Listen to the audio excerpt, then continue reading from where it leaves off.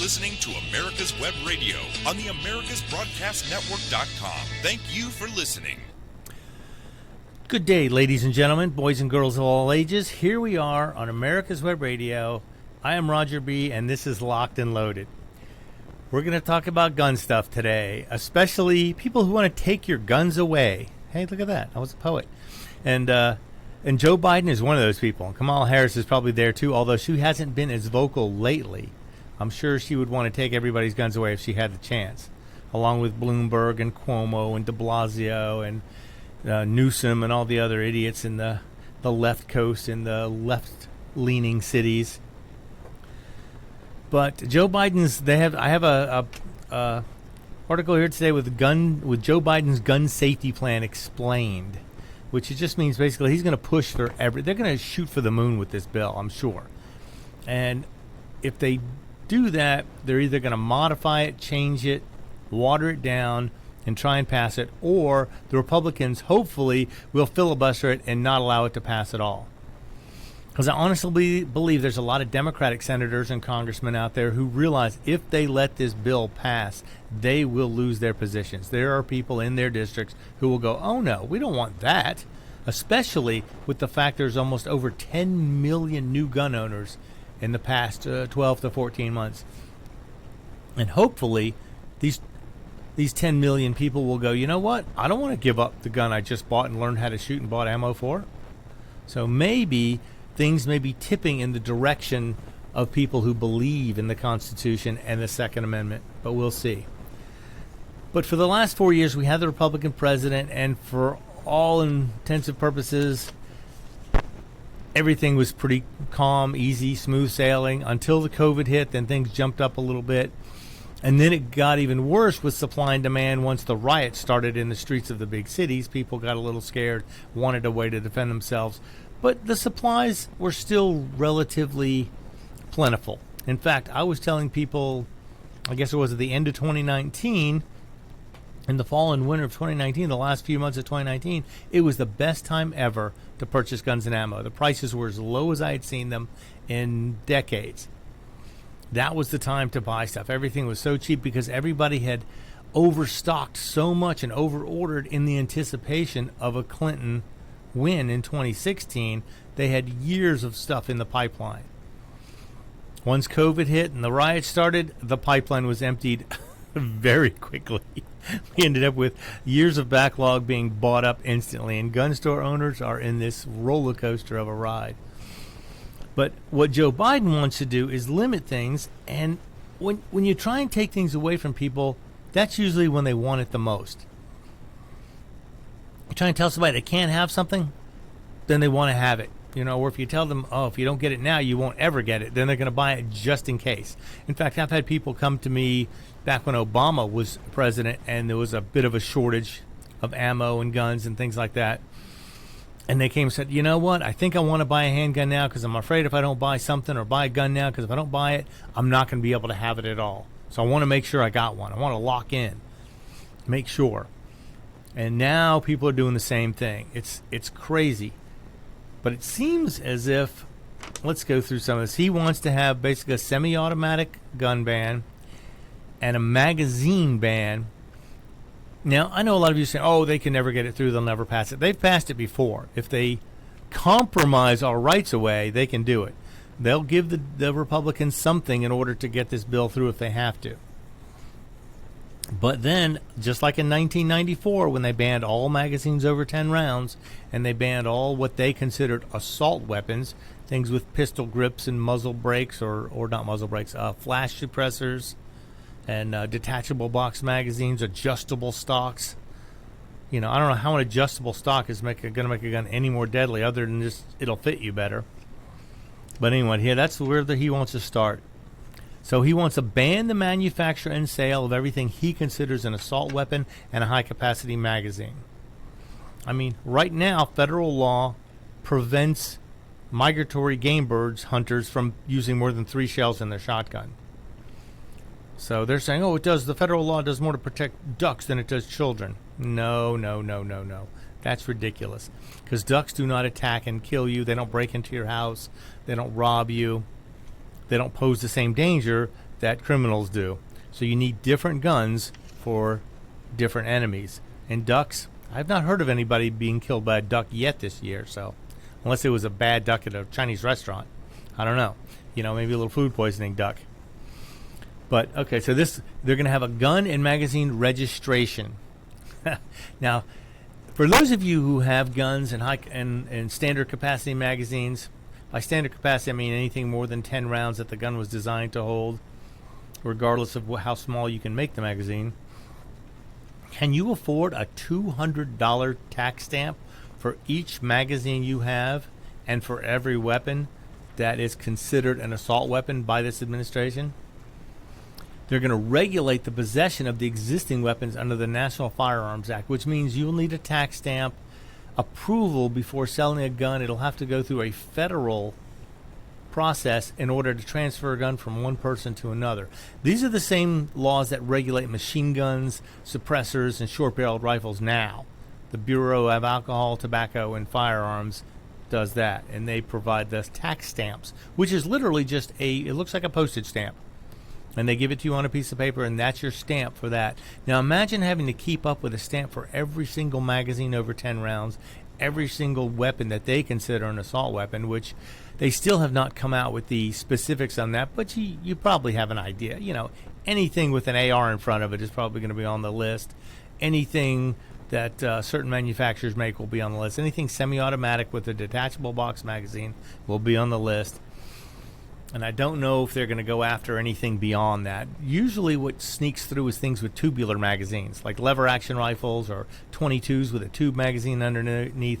Those will sneak through because those can hold more than 10 rounds, but it's not removable. It's not a removable magazine. Now, what about gun confiscation? That's something that's being tossed around also. Well, they're calling it a buyback. But in order to buy it back, it would imply that you bought it from the government. And to be honest, after doing a background check on our government, I determined they are not mentally capable of having these guns that I've got. They've proven themselves in the past to be irresponsible. So due to their prior history of irresponsibility, I don't think I can sell my guns back to the government or to the government. And your choice will be destroy these weapons, sell them to the government, or register them under the National Firearms Act. So you have three choices.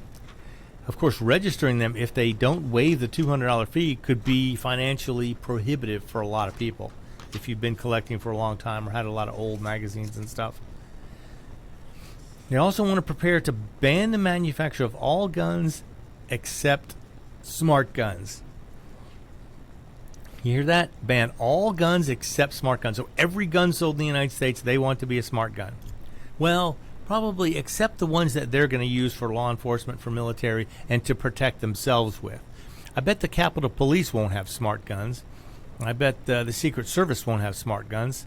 I bet government bodyguards won't have, or government officials who hire private bodyguards will not have smart guns. But they want the rest of the United States to be locked into this smart gun idea, which so far all the smart guns that are out there have just not proven reliable. They're not that safe. The one that came out was a 22 caliber, and it could be disabled with a couple of magnets. So, I mean, I guess it would add one layer of protection, but its reliability was completely in question. You'd have to grip it just the right way. If you don't hold it just the right way, it wouldn't fire for you either. So we'll have to see. Now, here's something. They want to strip the firearms and ammunition industry of their civil liability protections, meaning they can hold them responsible for anybody using their weapons to commit a crime. Now, this is huge because Biden voted against the Protection of Lawful Commerce Act in the Arms Act back when it was passed. But the gun manufacturers lobbied Congress and got it passed. This means they're not responsible if somebody misuses their weapon, hurts somebody. They're not responsible for the damage done, which is true. I mean, if you take a car and run somebody over, you don't hold Ford responsible. You hold the person driving the car responsible, as should be with weapons. You don't hold the manufacturer responsible for what somebody misuses his product. That's ridiculous. I mean, every hammer at Home Depot could fall under a lawsuit if someone smacks somebody with it. Granted, there are some people who need to be smacked in the back of the head with a hammer. Most of them are liberal anti-gun nuts, so maybe we should start with that. And they want to start restricting the number of firearms an individual can purchase to 1 per month. Now that may seem reasonable. I mean, if you're a collector, if you have a wife or a girlfriend, they probably will automatically do that limiting for you, or if you have bills to pay, you have limits on yourself too. But imagine you're going to buy guns for your kids. You have 3 boys. They're all getting 22s this year for Christmas. You can't buy them in December. You'd have to spread out your purchases over 3 months in order to buy these 3 22s for your sons or daughters. It's also going to bribe states to create licenses to purchase firearms. So great. So they're going to give states incentives to set up gun licensing programs. We all know licensing is just registration, which is one step closer to confiscation. And it's crazy because the Constitution clearly states shall not be infringed.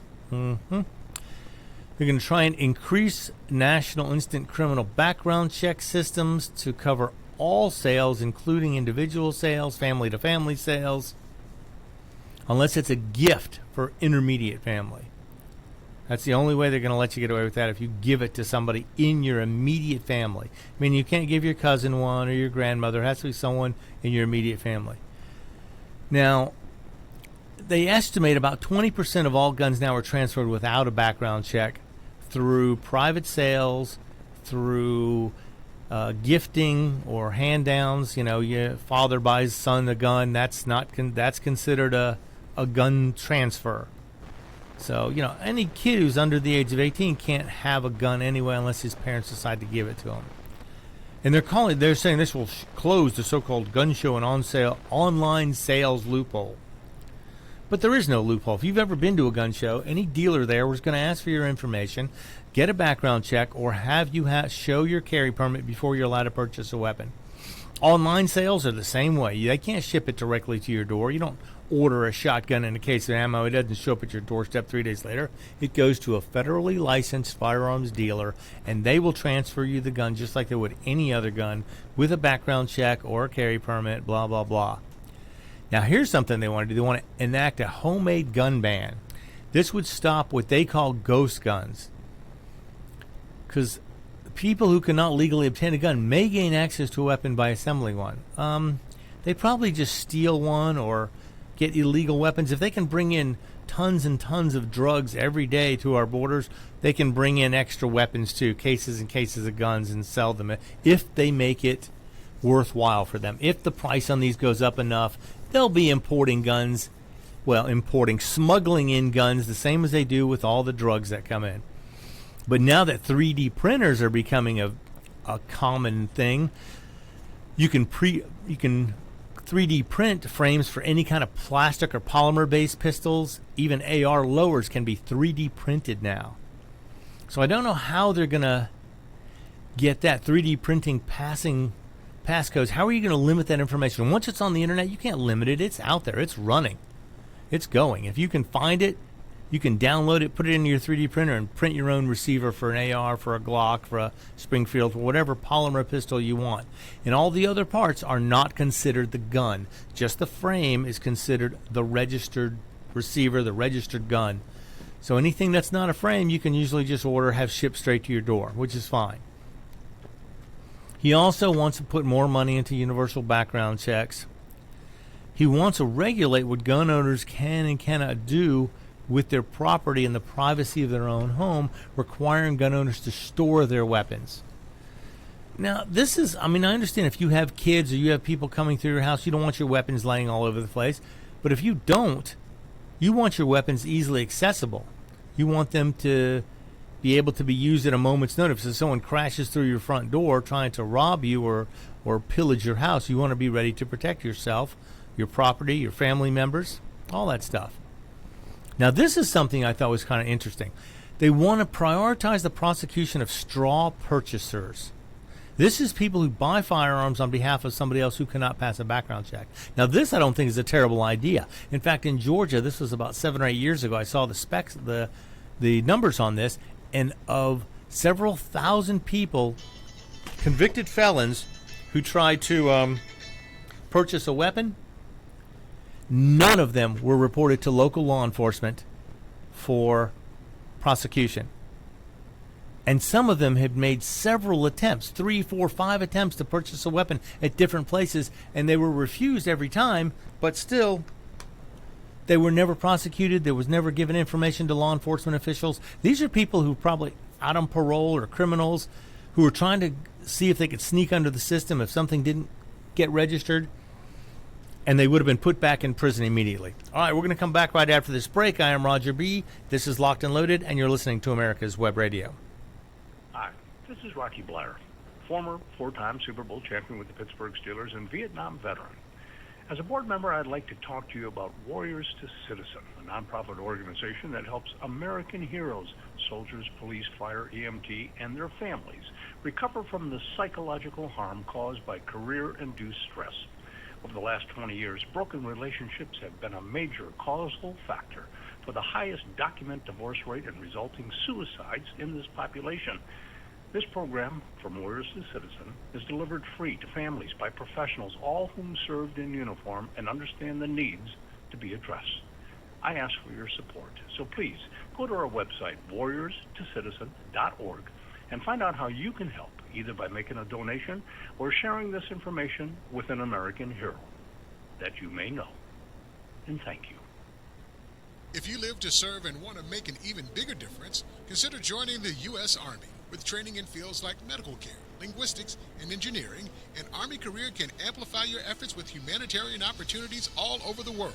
Plus, you'll receive competitive pay and incredible benefits, so you'll be taken care of, too. Learn more at GoArmy.com.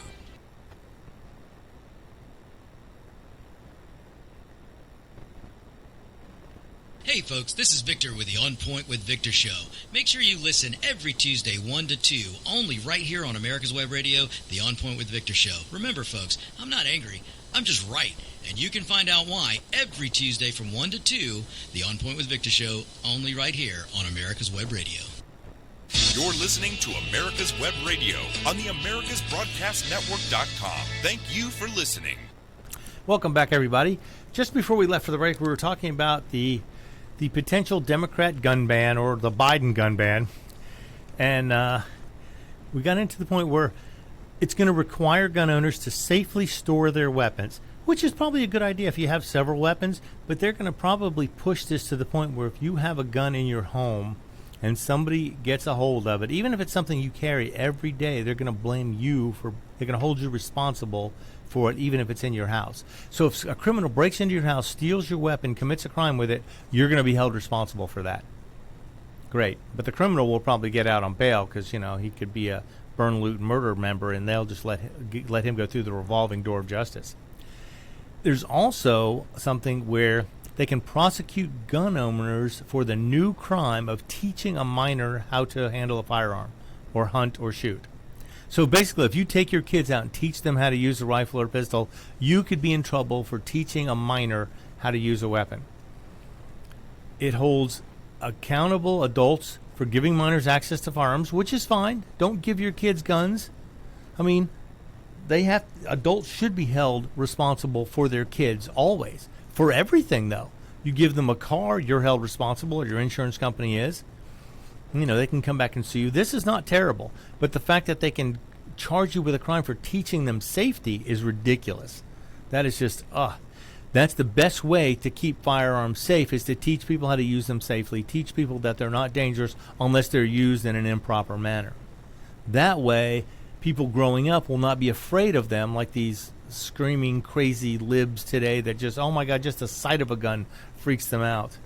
When I saw this the other day, someone called the police because they saw Elmer Fudd had a gun on a Looney Tunes. And she was traumatized. She was triggered. Oh, my gosh. Can't have that. But the prosecuting of straw purchasers, to me, is actually something that would be good. Because, like I said, years ago, they attempts were made by criminals and felons to buy guns, and no one ever reported them. Law enforcement was never aware that they tried to make these purchases. And if they had been, just the attempt of purchasing one would violate parole. The parole, if they were on parole. So there you go. That's one part of this bill that I could see. But if if they do that, then you need to get compromise. We want to compromise. And in a compromise, you give and you get. So let's get something for this. Undergo your federal background check. Get a federal carry permit. Then you can carry one anywhere in the United States. All right. They also want to require firearm owners to report if their weapon is lost or stolen. They have a responsibility to inform law enforcement if the gun is lost or stolen, and he's going to make it the law of the land, which you probably would do anyway. If you're aware of the fact it was stolen, you're probably going to report it. Now, lost, I don't know. There's millions of weapons at the bottom of lakes all over the country. At the bottom of the oceans, all along the coastlines, there are millions of weapons that have been lost, and I don't think people bother to take the time to report all these, because what are you going to do? They're so far down there, no one's going to go down there and get them. They've been lost forever. And they're going to try and close the gun show ban, which, I don't understand that one. They try and explain it, but it doesn't make any sense, so we're not going to get into that. Okay. And they're also going to eliminate the 3-day business deadline for FBI to complete a NICS check. Now, this is something where if they don't come up with a positive, with a negative after 3 days, or can't clear it up, if there's any question, they let it go through after 3 days. And they want to push that to 10 days. And it's crazy because a lot of the refusals are mistaken identity or false negatives that come back. I had a friend who had a carry permit, and his carry permit had expired, so he couldn't use it to purchase anymore. So he went ahead and reapplied, but until it came back, his name was the same as somebody else's who was not allowed to purchase a weapon. So he didn't come back as clear when they did a background check on him. So anybody with a false positive would be prevented from buying a weapon. Now, this is especially important if you have a common name. But we'll see. It's just one more thing. But the biggest thing is going to be the money involved with trying to collect these ATF taxes for these semi-automatic weapons and magazines and stuff like that. They're going to try and... Here's one more thing. They're going to have an unconstitutional ban on sharing 3D printed gun files online. They're going to try and stop the homemade manufactured guns. But with the 3D printers, once the information is out there, you can't stop it. It's out there. There's no fixing it or changing it or anything like that. They're going to try and ban pistol braces, which almost happened this year already. The ATF already tried to redefine that based on one company's manufacturing a brace that they didn't feel met the requirements or the specifications, which they will never list or give you because they don't want you to have that information. They just decide on a case-by-case basis. So that would be interesting, getting rid of all the pistol-braced weapons. All right. Well, that's the highlights of this bill. It's enough though. Now, if they get half this stuff to go through, it's going to be nightmarish. Trying to register all these people, register all these guns, all these weapons, all these magazines. Now, keep in mind, excuse me, in case you don't know, magazines don't have serial numbers on them.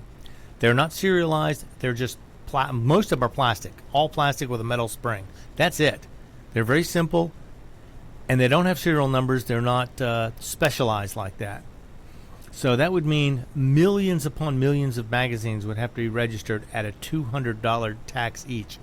Just to give you an idea, during the time when Judge Benitez knocked down the California magazine ban, there was a 1-week period where Californians were allowed to order magazines of any size, which was new for them because they had been under a 10-round restriction since 1994. During that 1 week, 1.5 million magazines shipped into the state of California. What they consider high capacity, or I call standard capacity magazines, shipped into California. So that will give you an idea of how many magazines are out there. This is 1 week to one state, how many magazines were sold. Now that case is still pending. They're looking for a review on that case still. And if by some rare chance that gets shot down, everybody in California can have whatever capacity magazine they want. Which means the rest of us will probably not be able to buy anything over 10 rounds for the next at least 3 to 6 months because they're all going to California. Those guys have been starved since 1994. No drums, no capacity magazines over 10 rounds, no double stack mags. None of that stuff is going to California except for that 1 week. But hopefully they'll come through, they'll do the review, and they'll give California a little bit of their constitutionally protected freedom back. but I wouldn't count on it because the Ninth Circuit Court, although it's better than it was, it's still not great as far as believing in constitutional rights. Now, here's something that was kind of interesting. We had a Republican that is offering pro-gun amendments for the background check bill. He's saying, okay, you want a background check bill? Give us something in return. We want to compromise. We're not going to just compromise by rolling over and giving up. We want something back. We want something that's going to allow us to say, okay, we're going to give a little bit on this area, but you're going to give us back something too. Because, states don't treat gun owners the same way, or guns the same way. Certain states just they penalize gun owners just for being a gun owner. We'll have to see if that comes around or not. But they want to have a national carry permit or a national license to purchase firearms in any state and bring them into any other state. Just like a driver's license. You can take your driver's license to any state and drive your car, and the law enforcement in that state will respect your driver's license from any other state. So this is the same sort of thing. He wants people, if you can own a gun in one state, you should be able to own one in another state. There shouldn't be any difference in what can be owned and what can't be owned. So get a permit or change the law to where if I want to buy a gun in Texas and bring it home to South Carolina or North Carolina or California, I should be able to do that. This would be, and this, he wants to tack this on to the stricter background check and the, what was that he call that? Yeah, for the background check bill. He wants to push this into that.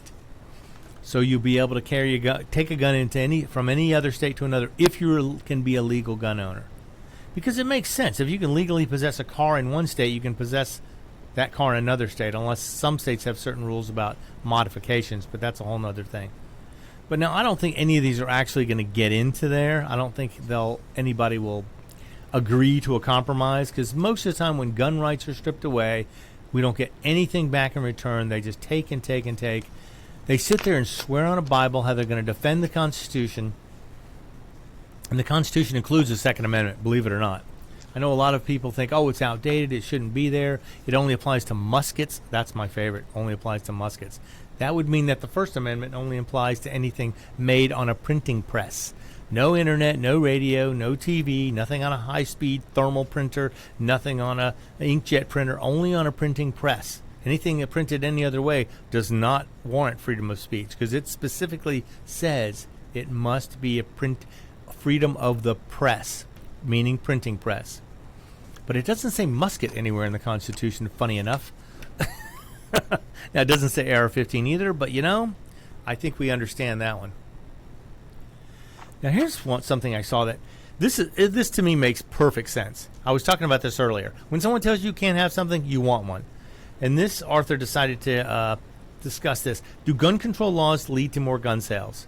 I think we have seen, with the threat of new gun laws, gun sales have skyrocketed. They have gone up almost exponentially for the last year. I mean, COVID helped push some of it. The rioting, the BLMers and the Antifa, the anti-freedom Antifa guys, they pushed a lot of the gun sales as well.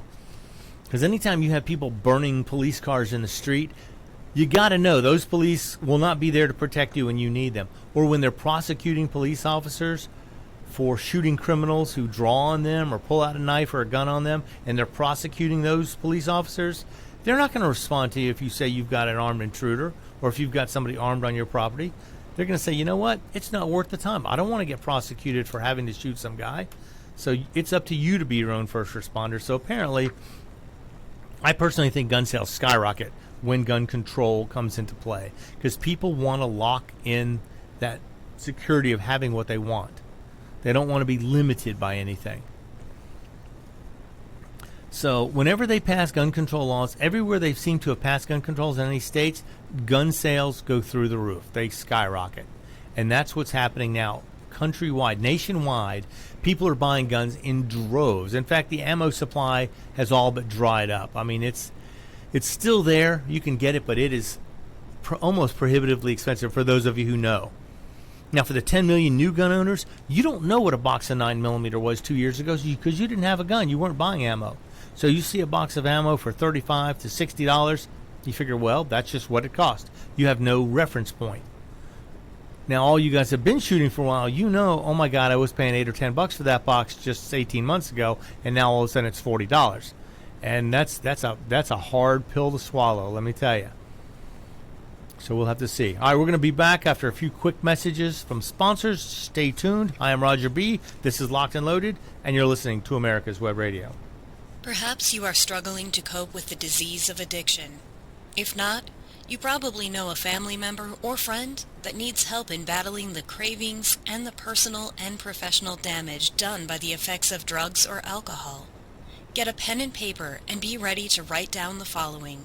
These are the issues that the trained staff at the Atlanta Healing Center address and treat every day. Their doctors and counselors with over 40 years of practice in the field of addiction can treat the suffering individual in a thoughtful, compassionate, and experienced manner and guide him or her along the path to recovery. So call 770-696-9862 and speak to a knowledgeable staff member about how you or your loved one can be helped to enjoy a better and healthier life. More information is also available on the website at www.atlantahealingcenter.com. Hello, I'm Dr. Mike Karuchak. Have you ever wondered what doctors talk about amongst themselves? If you do, join us on the Doctor's Lounge and hear the doctors' conversations amongst themselves. Join me and my co-host, Dr. Hal Schertz, every Thursday morning, 8 to 9 a.m. Hi, this is Rocky Blair, former four-time Super Bowl champion with the Pittsburgh Steelers and Vietnam veteran. As a board member, I'd like to talk to you about Warriors to Citizen, a nonprofit organization that helps American heroes, soldiers, police, fire, EMT, and their families recover from the psychological harm caused by career-induced stress. Over the last 20 years, broken relationships have been a major causal factor for the highest documented divorce rate and resulting suicides in this population. This program, From Warriors to Citizen, is delivered free to families by professionals, all whom served in uniform and understand the needs to be addressed. I ask for your support, so please go to our website, warriorstocitizen.org, and find out how you can help, either by making a donation or sharing this information with an American hero that you may know. And thank you.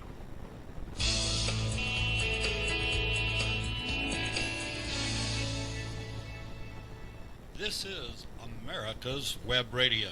Would you like to have a show, talk about your business, or express your opinion on America's Web Radio? Just email gm@americaswebradio.com and we'll get back to you. Thank you.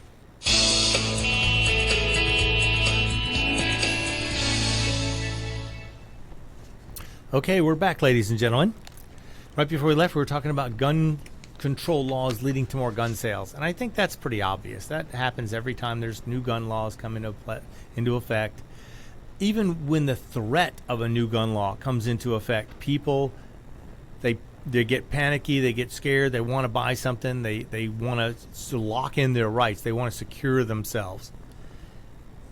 But it's just, Obama was credited as being the greatest gun salesman in the United States for a long time because just the fact that he was talking gun control was enough to drive people to buy guns in record numbers. I mean, they had Black Fridays where civilians purchased more weapons than there were active members of the U.S. Marine Corps. I think it was like 1.8 million weapons purchased on a single weekend.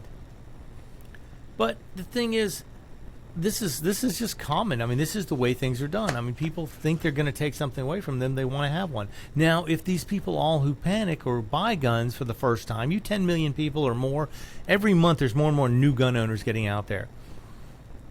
They need to realize in order to defend their rights, they need to know to vote for people who will stand up and defend their gun rights. I don't care what party they're with. If they're willing to stand up and defend your gun rights, those are the people you need to vote for. If not, that brand new gun and magazines and ammunition you bought will all be confiscated, taken away from you, and you're back to defending yourself with a baseball bat and your family and your home. So when the criminals have guns, you're going to be sitting there with a wooden stick. Yeah. Pay attention, people. Pay attention. Go vote. Vote to protect your rights. Even if you don't believe in guns, I mean, let me ask you this. It's 3 o'clock in the morning. You hear somebody smashing a window, breaking into your house. What are the first things you're going to do? You're going to call somebody who has a gun, police officer, and you're going to pray they get there in time. If you have your own gun, then you know what? You've just bought yourself some more time. You've bought yourself more security. Be your own first responder, always. But anyway, we'll see how this year shapes up. But last year was record breaking. We went, I think, from 13 million to over 21 million checks. Now, this is not including people who have carry permits. And that's another thing. Carry permits, the request for carry permits has gone through the roof also. People want to be legal. All these new gun owners, they want to be legal to carry a weapon. They want to abide by the law. And that's what the government doesn't seem to understand. Not every citizen who has a gun is a criminal. In fact, a huge majority of them are legal, law-abiding citizens who want to follow the law, want to follow the rules. They want to be legal with everything they do, but they just want to be able to have that extra protection. So it was funny. I actually had to renew a permit the other day, and I had to go down there to the courthouse, and I thought, oh my gosh, there's going to be a line out the door. It's going to take forever. I planned myself a few hours for this. I walked in. 10 minutes later, I walked out with everything I needed. So I have to say, that was in county in Georgia. So just to let you know, don't be afraid to try. Now, some counties are different. Some cities are different. Some states don't even allow you to have a gun permit unless you can give them a valid reason. Other than the Second Amendment, you don't need a valid reason. You just need to say, I'm a citizen, I'm legal, I want to. That's all you should have to do. But anyway, it's crazy. Always, and if your state has a permit that you can get, that if they're a shall issue state and they will give you a permit if you apply and are legal, you should definitely get one. Even though a lot of states have what they call constitutional carry, to have the permit gives you that one extra step of legal protection to say, you know what, I went out of my way, I want to make sure I'm legal. Besides, most states have reciprocity with other states. So if you live in a state that has constitutional carry and you travel to a state that does not, and you do not have a permit, then chances are you may get in trouble for that. If you have a permit from a state that has reciprocity, though, you're covered. It's just a little insurance policy. And there are actually there are states who will issue permits to non-state residents. And this can extend the number of states you have reciprocity with. Now, you'd have to look up. There's a few good websites for that. I believe packing.org is one of the ones I had used before, if they're still there.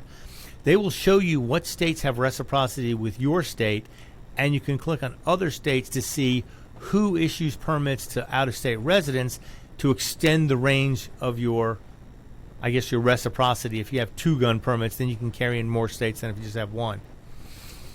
But keep in mind, nobody has reciprocity with California, Illinois, New York, New Jersey, Washington, I don't believe, or Oregon. Any of the big liberal states are not going to give reciprocity to anybody because they don't issue permits.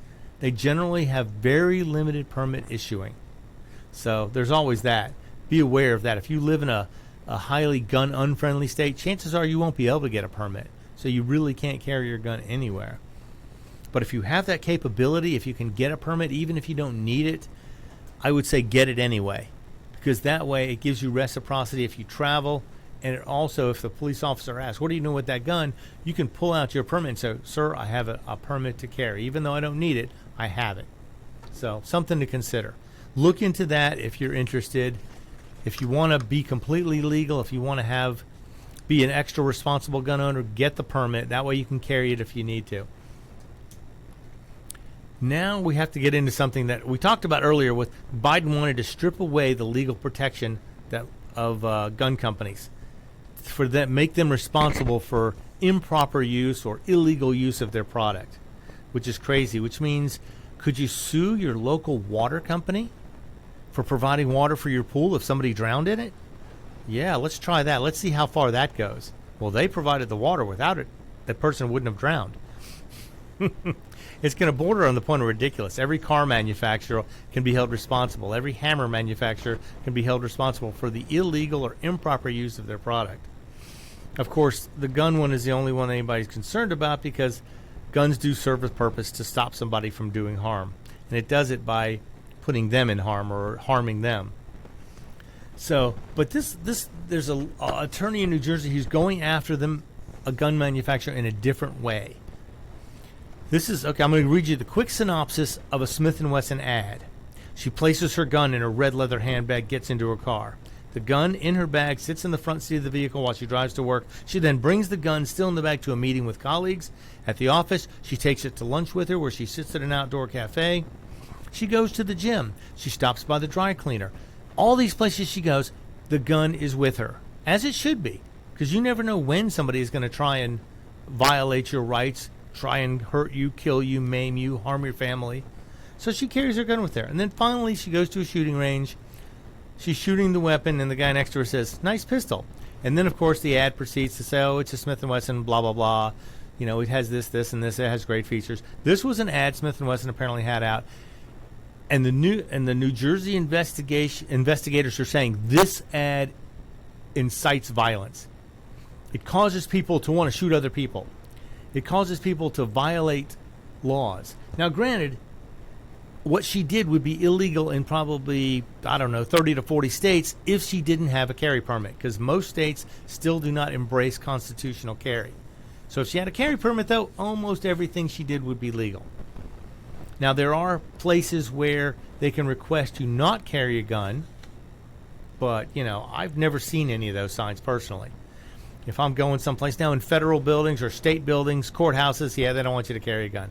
Anywhere else, though, I've never seen the sign. Maybe I'm not observant. As you well know. Let's not assume I know anything. No, I'm a big Western lover, and I watch Westerns basically from the time I get home until I go to bed almost. Sweet. But, it's not just Westerns. It's Dirty Harry. It's, all the rest. So if they're saying because Smith & Wesson ran that ad that they're responsible, then all you have to do really is take a look at what's on television. Let's make everybody is shooting everybody on Let's TV. Make Hollywood responsible. Yeah. Hey, there we go. And it's been like that for years now. Every good cop show, how many people get shot? Let's idolize the gangsters. Yeah, they do on a lot of the TV shows and movies. They idolize these gangsters, the thugs. Shouldn't they be held responsible for people who act like that and shoot other people? If you can do what they're wanting to do here, then yeah, they should. Let's push that. I want to see Hollywood get prosecuted. That would be fun. Yeah. All these idiot. But I'm serious, and all of the games that are out, video games. Video games that. And the ones kids play. That's the. Yeah. And they think Dr. Seuss is a problem. Yeah. But they'll let their kid play video games where there's bodies and blood strewn everywhere while kids are shooting these people on screen and leaving piles of bodies like cords of firewood piled up. You know what? And it's sending the wrong signal to the kids that, oh yeah, well, I shoot you and blood squirts all over the place and you fall and then 2 seconds later you pop back up. You hit the reset button and you get another life. Yeah. Yeah, that's not real, people. That's not real. And kids should not be taught that it's that easy to respawn. Oh, you'll just go to the hospital and get fixed. No. In real life, it doesn't always work that way. And, so if there's, that's sort of like you've said and I've said and anybody that has 2 cents worth of sense has said, there's never been a gun that has shot anyone. Right. Well, there's always somebody. I left my door cracked for a couple hours and set up a couple of guns next to it just to see if they would run out and do violence or commit crimes. None of them moved an inch. They were perfectly well behaved. And I'm pretty sure all guns are until somebody with bad intent gets behind them. I bet for once in your life you're 1,000% right. Yeah, once in my life, yes. Well, I mean, there's the old expression, guns don't kill people, people kill people. Yep. In fact, more people are killed by hammers than by guns. But yet we're not rushing to outlaw those. I think alcohol, let's outlaw alcohol. What purpose does it serve other than to dull senses and to impair your judgment, impair your motor skills, get college kids to have sex? I mean, other than that, it has no purpose. So we should ban that. And everyone's going, oh, but millions of people use alcohol responsibly every day. Well, let me tell you something. Millions of people use guns responsibly every day as well, and they serve a purpose. They can defend you and your family against evil people or wrongdoers. Alcohol, you can't do that. Well, you could throw a bottle at somebody, I guess, but, still not quite as effective. Well, on Westerns, they just break the bottle and go at it. Slice them up. Yep. Slice them and dice them. That's right. But you could do that with a ketchup bottle, too. It doesn't have to be a bottle of alcohol. That's true. Except for those damn plastic ones throw you off every time. Maybe we should make all glass bottles illegal. Yeah. Put all wine in a box or a bag. I'm sure the wine connoisseurs I are think they have. cringing. They have wine in a box, but if we put it all in a box in a bag, I'm sure wine connoisseurs are cringing at me right now going, no, we need the bottle for the flavor, blah, blah, blah, blah, blah. Yeah, well, glass bottles are dangerous, and they're not even recycling glass in a lot of places anymore. So there's that. But anyway, so Smith & Wesson is getting sued because they say their ad was instigating somebody to break the law, and they're trying to get all this information from Smith & Wesson in order to proceed with their lawsuit. And it's funny because the same people who want to do this want to be protected by guns. All right, we're going to be right back. I am Roger B. This is Locked and Loaded, and you're listening to America's Web Radio. Quick Stakes, that's Q-U-I-K Stakes, are not just for surveyors. They are great for family and community gardens. Go online to www.quickstake.com or contact your local land surveying supply dealer and get you a box of Quick Stakes. You'll love them every year when you plant your garden. Again, that's Quick Stakes, Q-U-I-K Stakes, the truly preferred way to stake and identify what's in your garden now. Hi, this is Rocky Blair, former four-time Super Bowl champion with the Pittsburgh Steelers and Vietnam veteran. As a board member, I'd like to talk to you about Warriors to Citizen, a nonprofit organization that helps American heroes, soldiers, police, fire, EMT, and their families recover from the psychological harm caused by career-induced stress. Over the last 20 years, broken relationships have been a major causal factor for the highest documented divorce rate and resulting suicides in this population. This program, From Warriors to Citizen, is delivered free to families by professionals, all whom served in uniform and understand the needs to be addressed. I ask for your support, so please go to our website, warriorstocitizen.org, and find out how you can help, either by making a donation or sharing this information with an American hero that you may know. And thank you. You're listening to America's Web Radio on the AmericasBroadcastNetwork.com. Thank you for listening. And we're back, ladies, gentlemen, boys and girls. So Smith & Wesson is being sued based on, they're saying, advertising that will cause people to break the law. Now, granted, they don't go into a lot of detail. Do they need a huge disclaimer saying this is only valid in certain states, you must have a permit for this to be valid in other states, blah, blah, blah? I mean, yeah, they could, I guess. And this guy who's trying to bring this lawsuit is trying to claim Smith & Wesson is like the tobacco companies were of the 90s. They knew it was harmful, and they're doing it anyway, which is entirely complete bull squeeze.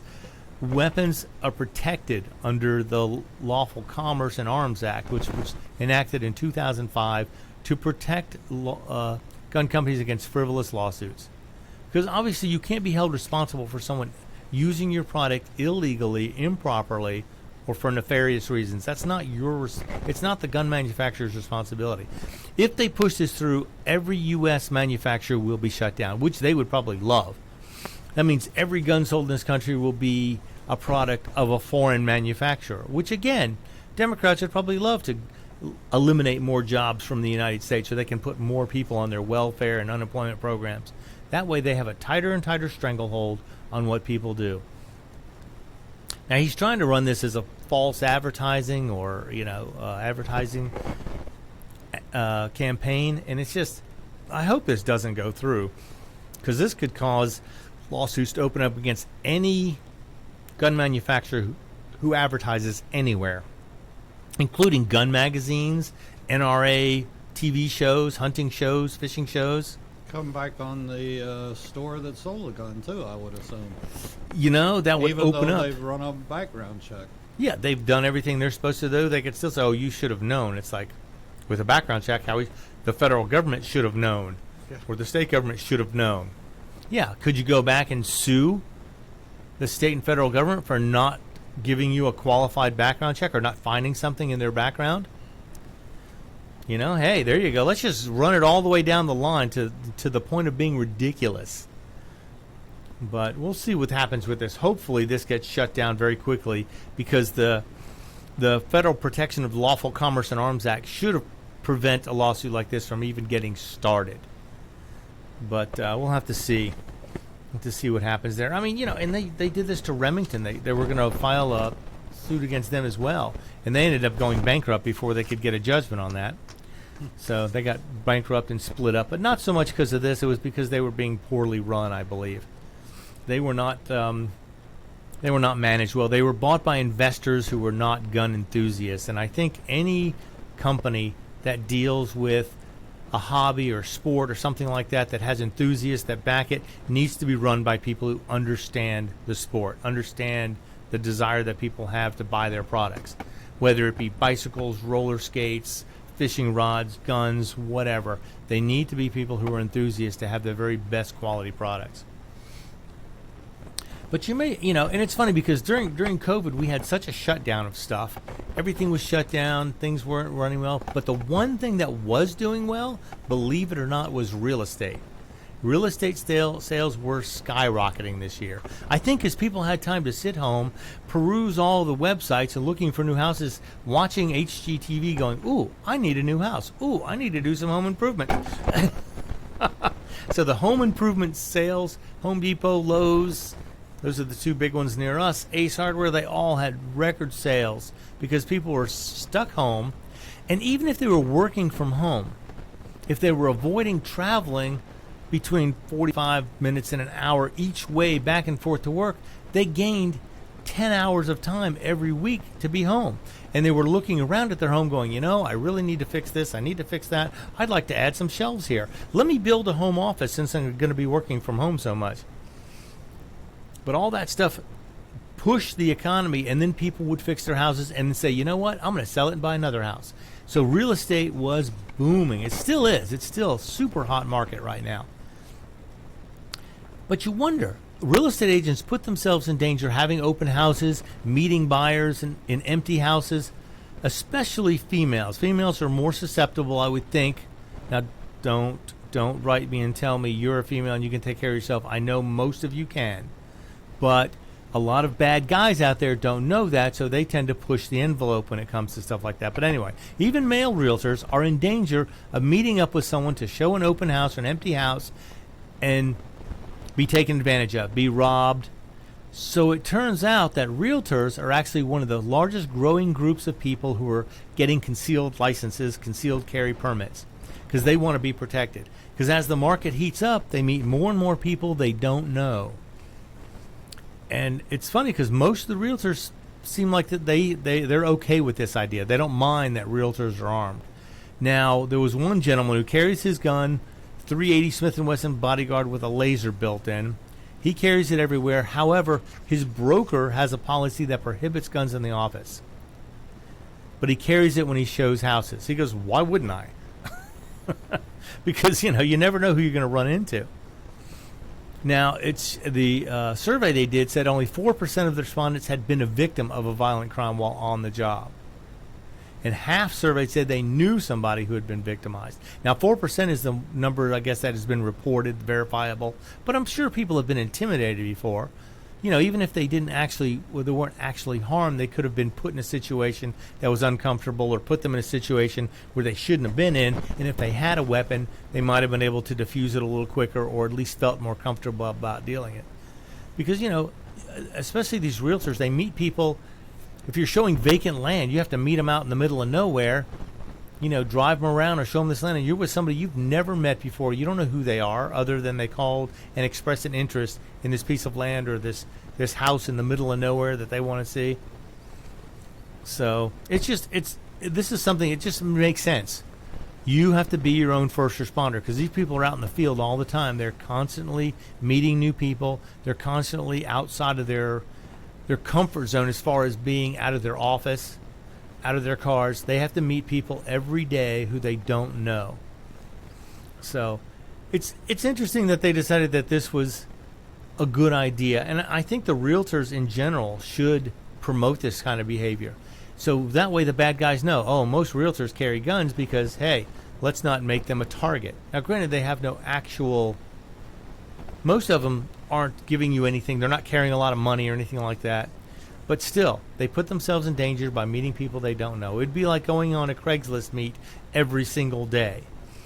Not in a public place, but in a private place where there's maybe no neighbors, or, once you're inside the house, you never know what can happen. Now, what they're also talking about is starting a buddy system. Having people run open houses in pairs, having people show houses in pairs, which of course is a good idea. Police do it. Why shouldn't realtors do it? But that just doubles the amount of time and effort they have to put into doing their jobs, which is not always a good idea. But at least they're trying. They're taking their security seriously. They're stepping up. They're making the appropriate actions to protect themselves, which everybody should do. I don't believe anybody should not be protected if you're capable, if you have the mindset. Not just capable of firing a weapon. Anybody can be handed a gun and told to pull the trigger. But you have to have the mindset that you'll be able to use it. You have to be trained properly to know when to use it, how to use it, not to accidentally shoot your cat. Let's make sure you know what you're doing if you're going to get a weapon. And take a class. By all means, take a class. It's the easiest way to learn how to use a weapon properly from somebody with experience. I stress this over and over and over again. I can't say it enough. If you get a weapon, you get ammo, get a holster, you're going to carry, learn from somebody how to use it. Don't just assume you've watched enough Hollywood movies to know how to do it. Because we all know Hollywood, they never miss, or they miss all the time. The guy and standing... they always tell the truth. Yes, and they never lie. That's right. Like politicians. Was it Mark Twain who said, politicians and babies' diapers need to be changed often and for the same reason? There was a brilliant guy. He knew what he was talking about. But yeah, I tell you again, prices are still high. I understand that. But with the impending laws coming down, I don't want to be Chicken Little. I don't want to panic. I don't want to send panic waves into everybody. But if you think you may want to purchase a weapon, I think now could possibly be the best time ever. Because if these laws go into effect, gun sales are going to go through the roof. These prices are going to seem like bargains. So if you need it, contact your friend who shoots, contact your local gun store, find out what you need to do to get started, purchase a weapon, learn how to use it, and be your own first responder. I am Roger B. This is Locked and Loaded, and you've been listening to America's Web Radio.